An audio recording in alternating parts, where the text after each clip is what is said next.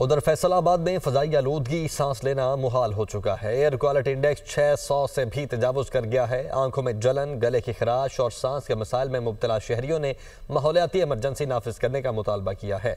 इस वक्त क्या सूरत हाल है, बता रहे हैं बिलाल अहमद।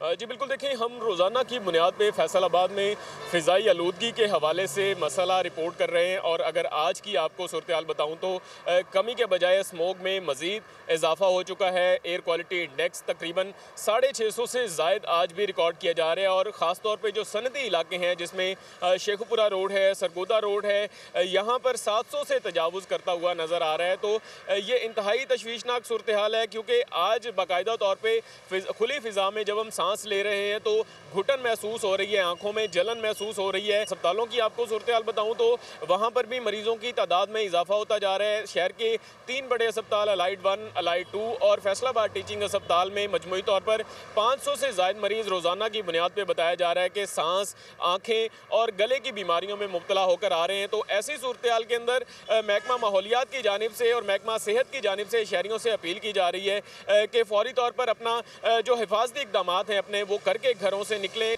हुकूमत पंजाब से शहरियों की जानिब से मुतालबा किया जा रहा है कि जिस तरह लाहौर में स्मोक के खात्मे के हवाले से इकदाम किए गए हैं, इसी तरह हंगामी बुनियादों पर फैसलाबाद में भी स्मोक के खात्मे के लिए इकदाम किए जाएँ। ये ना हो कि सूरत हाल कंट्रोल से बाहर हो जाए।